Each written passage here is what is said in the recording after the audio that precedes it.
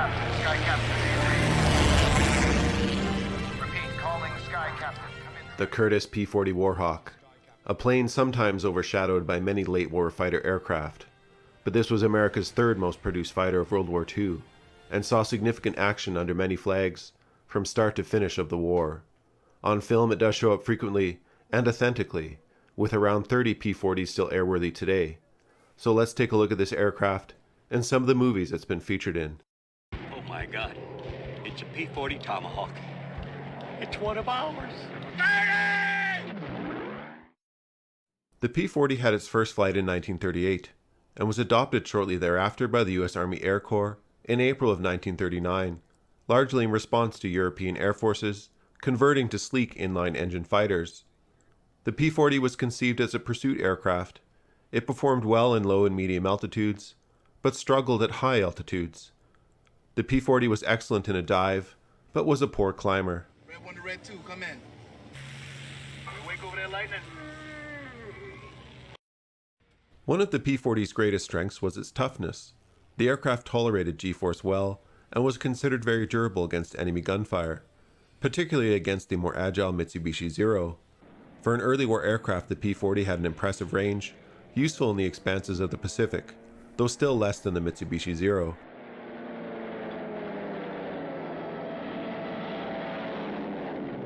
Sighted over Kutsing area. Japanese aircraft sighted over Kutsing area.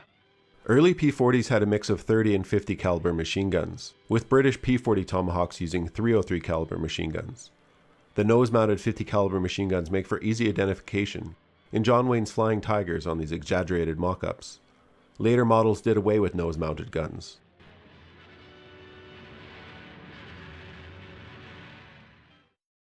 Another easy way to spot the aircraft is, unlike the P-51 Mustang, the P-40 would retain its complex windscreen frame throughout the war, which hampered visibility. Visibility issues along with narrow landing gear did contribute to losses of P-40s. Stop that plane! The P-40 was used by almost every Allied nation during World War II. The Canadians, Brazilians, Australians, Soviets, and British used the P-40. This also led to some confusion amongst those not familiar with the aircraft, as it can go by Tomahawk, Kitty Hawk, or Warhawk. The P-40 Warhawk was the name given by the United States Army Air Corps to all P-40s after June 1941, whereas the British Commonwealth and Soviets used the name Tomahawk or Kitty Hawk for all models equivalent to the P-40D or newer. It's important. What is that? P-40s first saw combat by British and Commonwealth squadrons within the Desert Air Force. To the credit of the movie Valkyrie, an authentic Canadian P-40 is flown during this North African ground attack sortie.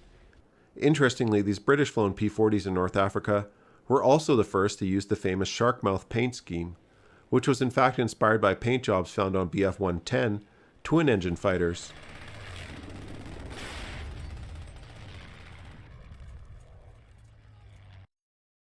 The shark mouth, of course, became an instant hit with pilots, with the P-40's substantial inlet scoop just under the pike nose, almost as if it was built with this paint job in mind. The paint job is of course most famous in America, as used by the Flying Tigers, who clearly needed both a cool name and paint job. The design made its way from North Africa to the Flying Tigers in China and Burma by means of a copy of the Illustrated Weekly of India. Come on, man! Well, where are we going? The bank's open!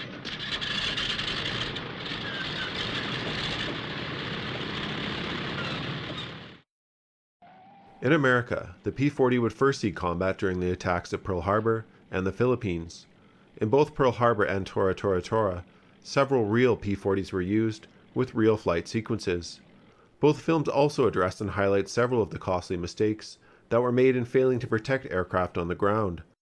The way they're parked right now, a one-eyed monkey hanging from a 10-cent balloon could scatter them all to hell with just one hand grenade. Both in the Philippines and at Pearl Harbor, many of the P-40s were lined up and easy targets for the Japanese attack aircraft, and the majority of them were destroyed on the ground. A significant number of models were created in both Pearl Harbor and Tora to demonstrate this. In Tora, one of the radio-controlled P-40s crashing was actually an accident and the ground crew running for their lives was not acting.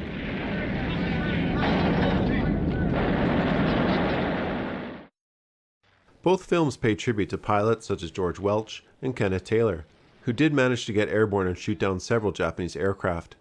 Despite the losses in the opening days against the Japanese, P-40 pilots would develop tactics, mainly involving high-speed turns, to make them highly competitive against the Zero, though their biggest downside in the Pacific would be a lack of range. The classic Midway actually shows a pair of P-40s, but they did not have the range to make it to the island in time for the battle. This was reused footage from the film Tora, Tora, Tora. Importantly, during the onset of World War II for America, the P-40 created confidence after the devastation at Pearl Harbor. The American volunteer group, flying P-40s out of China and Burma, was having tremendous success against the Japanese in the air. Get your checkbook out, General. According to records, in the first 6.5 months of combat, the Flying Tigers destroyed 297 enemy aircraft for the loss of 4 in air-to-air combat. The John Wayne film Flying Tigers was a wartime film designed exactly to boost American morale, using these impressive figures. It's also nice to see John Wayne in this era film where he is at least near age appropriate for his casting. Hey, whose side are you on? Report to my office immediately. Okay, Pappy. There is also a Chinese film starring Bruce Willis titled Airstrike. Watch this at your own discretion, though it's nice to see World War II and the P-40 from a different perspective, even if all the aircraft are physics-defying CGI.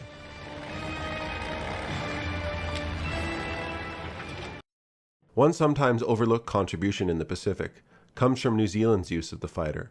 The Royal New Zealand Air Force flew approximately 300 P-40s with great effect. Royal New Zealand Air Force P-40 pilots destroyed 99 confirmed and 13 probable Japanese aircraft in the Pacific, for the loss of just 20 P-40s. Kitty Hawk fighters, a wing over New Zealand's unrivaled panorama. Modern warplanes riding high above the scenic glories of the Dominion.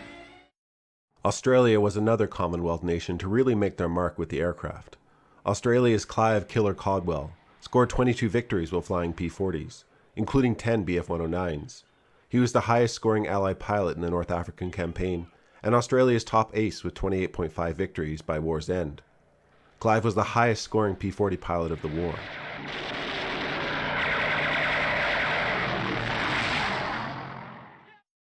If you are wanting to watch a bit of fiction fun regarding the North African campaign and the P-40, you could watch Death Race, aka State of Division from 1973. It's free to watch on YouTube, and the story, believe it or not, follows a sort of cat-and-mouse theme of a German tank chasing a damaged P-40 across the desert, which is unable to fly.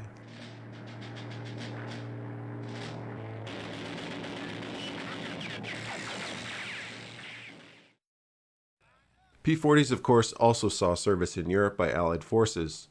Red Tails tends to get a lot of flack, but the film does credit for highlighting that the Tuskegee Airmen did in fact first fly P-40s, before becoming associated with their famous P-51 Mustangs.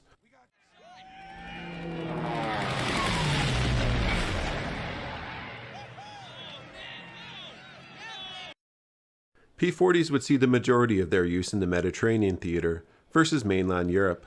They did not perform well one-on-one against Bf-109s or FW-190s, though later war variants were lightened and given more powerful Allison engines, so their climb rate did improve. Throughout their service, they did remain very capable and robust ground attack aircraft, with a maximum of 6 50 caliber machine guns and a bomb load of up to 2,000 pounds.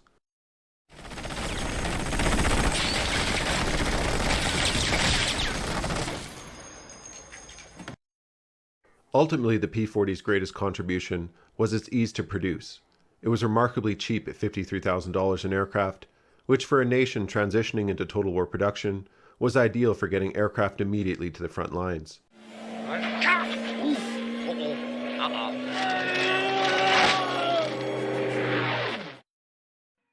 Alright, I'm Johnny. Thanks for watching this quick brief on the P-40. Feel free to add anything in the comment section below, and we'll see you in the next video.